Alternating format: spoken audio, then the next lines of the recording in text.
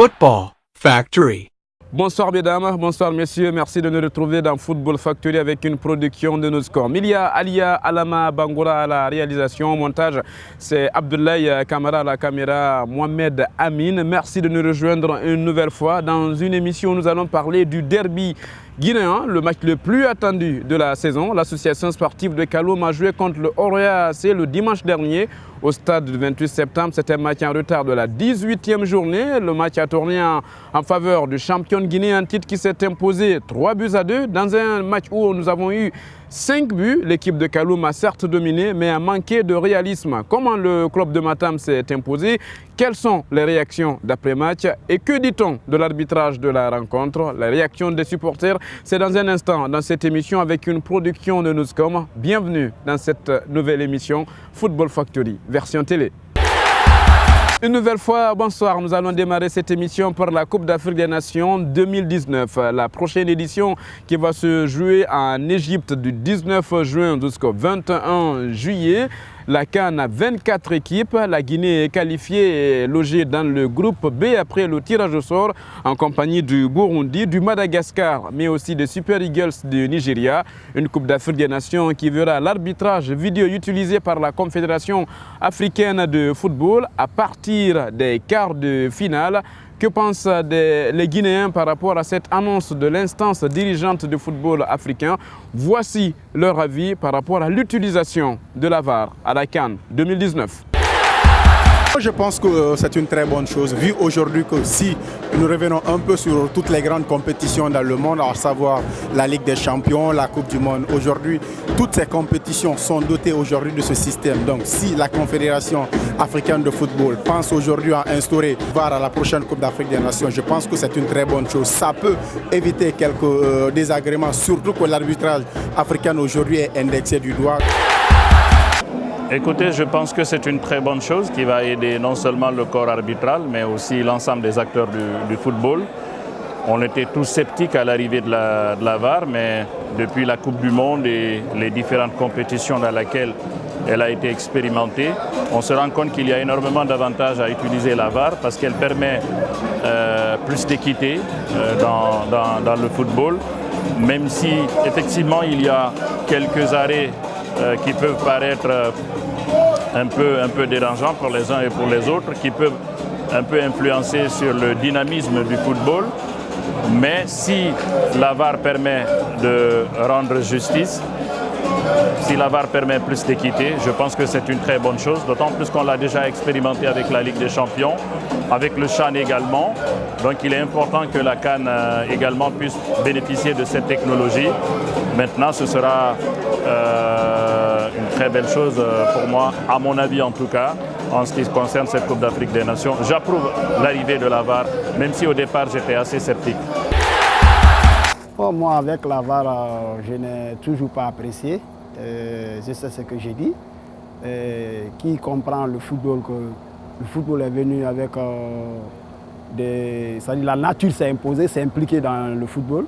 Et qu'à cela ne tienne, que ce soit côté arbitrage, côté entraîneur ou côté des joueurs, il y aura toujours des erreurs, des actions inattendues. Donc si je pense que l'International Board veut utiliser ou les associations veulent utiliser la VAR comme solution, je ne trouve pas. Je trouve pas parce que si vous comprenez, des fois vous regardez les matchs, l'arbitre peut venir regarder la VAR et après il prend une mauvaise décision encore. Il faut que les gens acceptent les erreurs du football. Il faut qu'on incarne dans l'idée des joueurs ou des sportifs, même des supporters, que le football, il faut qu'on doit accepter les erreurs, les résultats. Les résultats qui concernent le football, il faut que les gens acceptent. Ce qu'on voit de toute façon au niveau international, ce qu'on voit aujourd'hui en Ligue des Champions et ce qu'on voit ailleurs, je pense que c'est une bonne idée de ramener ça aussi en Afrique. Sincèrement, quand on regarde justement la Ligue des Champions, il n'y a plus de triche. Ou en tout cas, c'est difficile aujourd'hui d'avoir un penalty ou de marquer un but et que ce soit contesté. Sincèrement, moi je trouve que c'est une bonne idée. C'est vrai que ça casse le rythme de jeu, mais ça nous permet d'éviter des polémiques après. Vous avez dû le remarquer à chaque fois que l'assistance vidéo intervient, tout de suite tout le monde se rend compte de la réalité, de la vérité. Et tout de suite les choses sont reparées. Les arbitres sont des humains, ils peuvent aussi faire des erreurs. L'appréciation, tu peux ne pas être partout. Tu peux être à 5 mètres d'une action et ne pas bien voir. Mais la vidéo, elle est là sur tous les angles, peut ressortir, remontrer l'action pour juger si effectivement cette action est nette ou pas. Football Factory. Puisque nous parlons de la Coupe d'Afrique des Nations, nous allons rester encore quelques instants pour vous donner des nouvelles des joueurs guinéens à l'international. Des joueurs qu'on avait annoncés blessés la semaine dernière dans cette même émission. Nous allons commencer par la France avec Auxerre, sorti sur blessure face à Châteauroux il y a cela quelques jours. Mohamed Lamine Yattara a appelé Elo à passer des examens pour savoir un peu plus par rapport à sa blessure. Et les nouvelles sont plutôt rassurantes. Dans un entretien téléphonique accordé à nos confrères de foot 224, il a informé nos confrères qu'il a une lésion de grade 3 et devrait être indisponible pour au minimum un mois. Donc il va revenir bien avant la Coupe d'Afrique des Nations du côté de l'Égypte. De la France, direction l'Italie, où nous allons parler de Naples. De Naples avec la blessure de Amadou Diawara. Il est blessé depuis le 14 mars dernier. Eh bien, Amadou Diawara est de retour selon le site officiel du club, touché à la cheville. Le Guinéen a fait 2 mois avant de retoucher le cuir rond, mesdames, messieurs. Des médias italiens parlant toujours d'Amadou Diawara annoncent un départ du Guinéen de la Serie A pour la saison à venir. Il est annoncé par exemple en Angleterre avec l'équipe de Tottenham. En Italie, il a aussi quelques clubs qui s'intéressent à lui. C'est le cas de la Fiorentina. Retenez que cette saison, Amadou Diawara a eu peu de temps de jeu sur 8 matchs. Sur 16 matchs, j'allais dire, il a été titulaire 8 fois pour un total de 661 minutes. Très maigre pour l'international guinéen qui est annoncé comme un futur crack. De l'Italie, parlons de la Suède avec des nouvelles d'Ali Keita. C'est le gardien de but guinéen. Vous l'avez découvert d'ailleurs au stade du 28 septembre de Conakry. C'était lors des matchs des éliminatoires de cette Coupe d'Afrique des Nations version 2019. Ali Keita donne ses nouvelles. Le 29 avril dernier, il a ressenti une douleur sur son pied gauche dans un match bien avant l'heure de jeu, mais il a serré les dents pour continuer la rencontre et 10 jours après, il a passé l'IRM. Et bonne nouvelle, juste une entorse à la cheville, pas de blessure. Ce retour est annoncé dans moins de 2 semaines. Et après les blessures, parlons des performances des Guinéens à l'international. Et nous allons commencer par l'Allemagne avec Ibrahim Traoré, longtemps embêté par des blessures. Ibou est de retour et a livré une grosse performance sur le terrain de Nuremberg il y a de cela quelques jours. Il est impliqué dans 2 buts. Son équipe s'était imposée et Ibou a eu droit à une belle standing ovation à sa sortie. C'est une bonne nouvelle pour le Sili national de Guinée quand on sait que la Coupe d'Afrique des Nations approche. De l'Allemagne, l'Espagne nous intéresse avec cette fois-ci des nouvelles de José Martinez Kanté et son club gymnastique peut dire merci aux Guinéens. Il a été laissé sur le banc lors de sa dernière sortie avec sa formation au coup d'envoi et le Guinéen entre en jeu à la 72e minute. Il a fait basculer le match, tenez-vous bien, à la 94e minute en marquant le but de la victoire 2-1 face à la formation de Mallorca pour un total de 3 buts cette saison. José Martinez Kanté a délivré 2 passes décisives. Il a joué 13 matchs. Il a été titulaire seulement 6 fois pour le moment. Football Factory. Du Sili et de la CAN, parlons du championnat guinéen de première division avec un match en retard de la 18e journée. Je vous le disais il y a de cela quelques instants. C'est l'un des matchs les plus attendus de la saison en Guinée qui oppose l'association sportive de Kaloum au Oria AC, les 2 plus grands rivaux du championnat guinéen. Et dans cette rencontre disputée en après-midi au stade 28 septembre de Conakry dimanche dernier, la première partie du match a été dominée par l'association sportive de Kaloum qui gagnait tous les duels presque au milieu du terrain et s'est illustré en se créant des meilleures occasions de but. L'association sportive de Kaloum va d'ailleurs ouvrir le score bien avant la demi-heure de jeu. Le but est refusé pour une position hors-jeu signalé par l'un des assistants dans cette rencontre. Visiblement, une position hors-jeu qui n'existait pas du tout. Eh bien, à la 40e minute, l'Oroya sort de sa moitié de terrain pour aller chercher à réagir. Eh bien, cette réaction sera fatale pour le club d'Antonio Dumas. Sur ce coup franc, par exemple, Mohamed Djibo glisse la balle à Okanse Mandela, idéalement placé dans la surface de réparation. Le Ghanéen ne demandait pas mieux pour ouvrir le score. Il arme une frappe et voilà l'ouverture du score, 1-0 pour le club de Matam. 4 minutes après, deuxième but pour le Oroya. C'est avec un but 100% ancien kaloumiste. Je dis 100% parce qu'il y a Alseni Kamara Cantona, ancien joueur de Kaloum, qui centre et trouve Alseni Kamara Agogo, un ancien Kaloum aussi. Il place une tête imparable, il creuse l'écart. 2-0 pour le club de Matam à la 44e minute. Dans le temps additionnel, l'association sportive de Kaloum ne baisse pas les bras et cherche à réagir.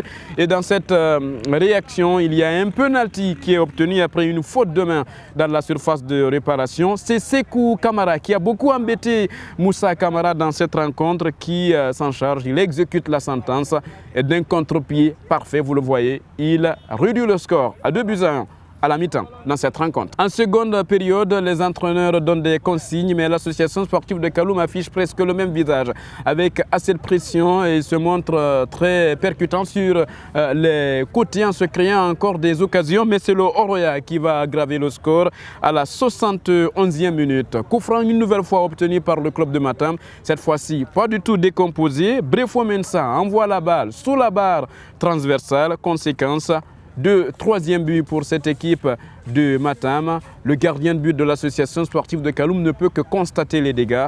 L'association sportive de Kaloum est donc menée 3-1 dans cette rencontre. Mais quelques minutes après, il y a eu cette réaction d'Antonio Dumas, Saïd Kamara qui entre dans cette rencontre et un pressing haut de l'association sportive de Kaloum qui paye bien sûr. Moussa Kamara est gêné dans sa relance. Conséquence, Saïd en profite, le ballon le retrouve et voilà un but gag qui permet donc à cette équipe de l'association sportive de Kaloum de réduire le score. Un score qui est réduit à 3-2 et qui ne bougera pas jusqu'au coup de sifflet final. Le Oroya s'impose face à l'association sportive de Kaloum, une équipe de Kaloum qui aurait pourtant peut-être mérité un match nul vu la physionomie de la rencontre.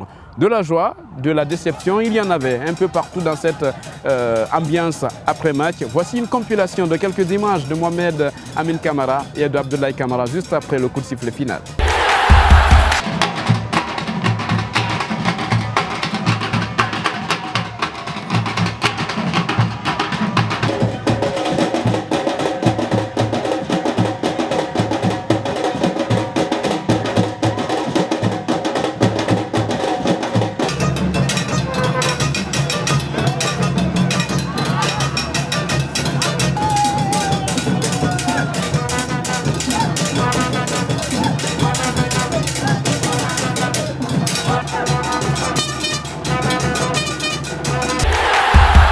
Vous l'avez donc constaté vous-même, de la joie chez les supporters du club de Matam. Du côté de l'association sportive de Kaloum, ne peut être que dessus après une défaite face à son plus grand rival, surtout du championnat guinéen.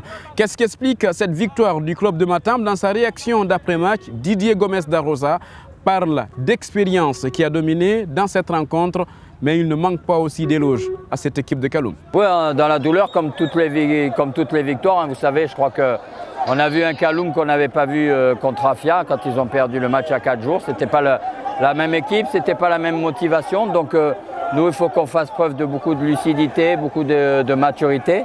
Je crois que c'est ce qu'on a montré aujourd'hui, de la maturité. Dommage qu'on prenne ce deuxième but un peu stupide, parce que sinon, je crois que le match aurait été largement plié. Mais voilà, il faut reconnaître de la valeur à cette équipe de Kaloum. Hein. Vous savez, je suis un entraîneur très modeste, très humble. Je crois qu'il faut lui reconnaître de la valeur sur ce match d'aujourd'hui en tout cas. Et puis voilà, Oroya gagne 3 points avec de l'expérience, avec la maturité, aussi avec l'agnac, hein, parce qu'il a fallu combattre. Et je crois que c'est aujourd'hui à 44 points, on peut voir l'avenir sous vraiment de bons jours. Voilà, moi je tiens à dire aujourd'hui, on voulait prouver qu'Oroya reste au sommet du football guinéen. On prend nos 3 points avec beaucoup d'expérience, de maturité, sur des coups de pied arrêtés aussi. Hein, donc voilà, c'est une bonne chose pour la suite pour cette fin de saison. Expérience, c'est pas seulement Didier Gomes Darosa qui en parle dans sa réaction d'après-match. Abdoulaye Paye Camara, titularisé par le nouvel entraîneur, donc le remplaçant de Patrice Neveu dans cette rencontre, parle aussi d'expérience dans sa réaction d'après-match, surtout de bonne gestion de la rencontre. Oui, on a pu gérer le match. Et puis c'est un peu difficile parce que c'est un classico reste un classico. Même l'équipe adverse est en baisse forme, mais classico c'est un classico. Donc ils ont beaucoup travaillé aujourd'hui. Nous, il y a un peu de fatigue parce qu'on a beaucoup joué. Donc on a essayé de gérer le match. Avec l'expérience, on a pu gérer le match, on a gagné, on a remporté la victoire.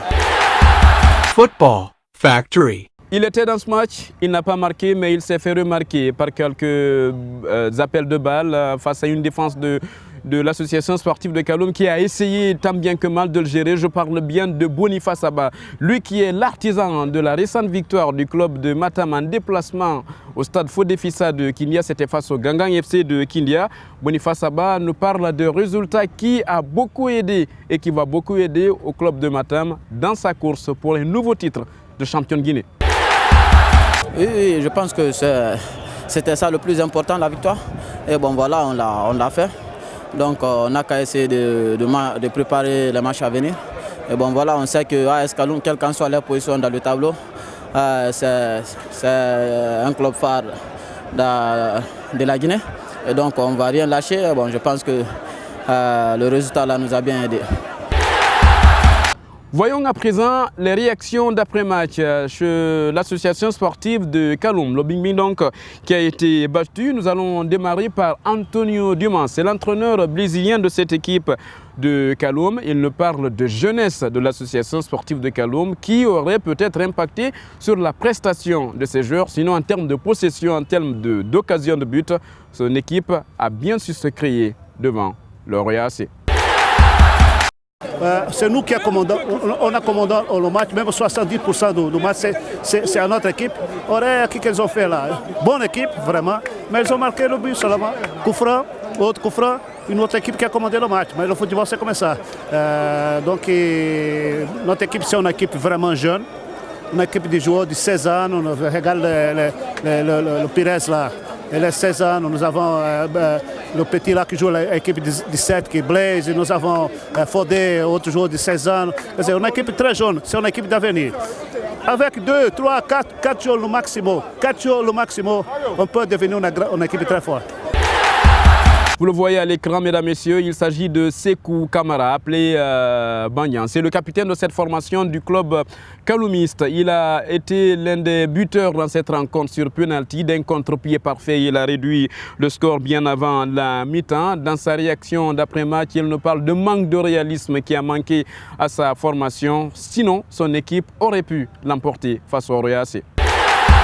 Je pense que manque d'expérience un peu parce que vous n'êtes pas sans savoir que l'équipe kaloumiste, on a une jeune équipe, mais on a joué notre football, on a eu des occasions aussi qu'on n'a pas pu réaliser. Je dirais que ce sont deux trucs qui nous ont manqué, manque d'expérience et manque de réalisme qui nous ont manqué ce soir.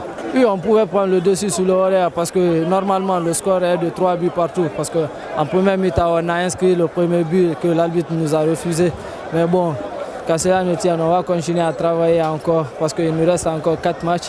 On y croit toujours pour décrocher cette deuxième place.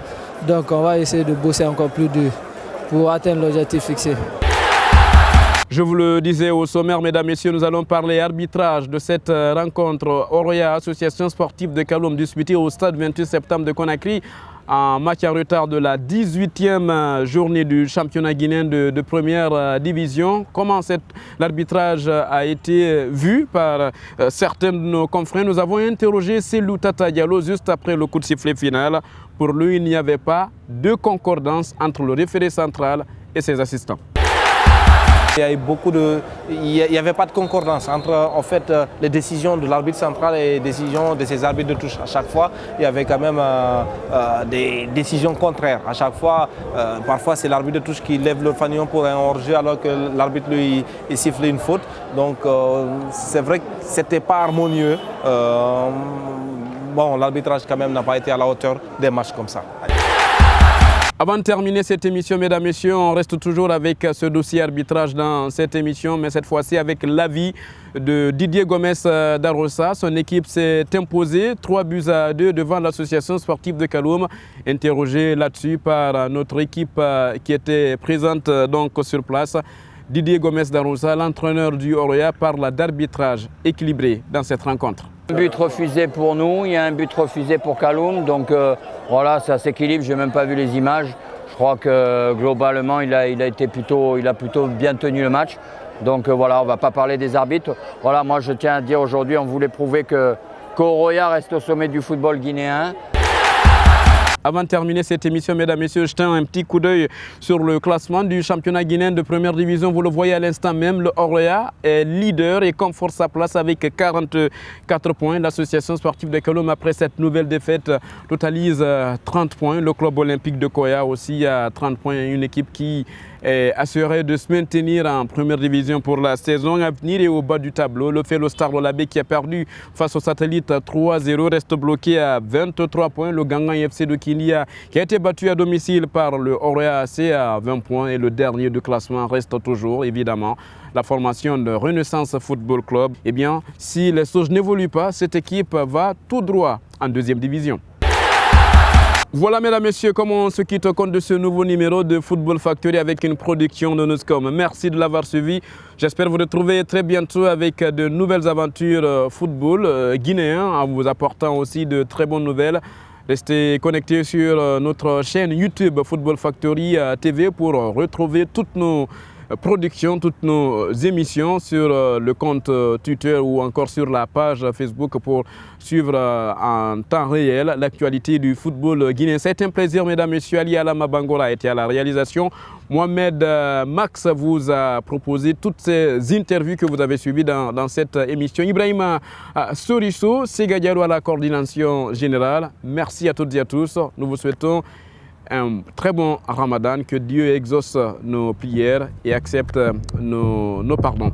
Merci, mesdames, messieurs.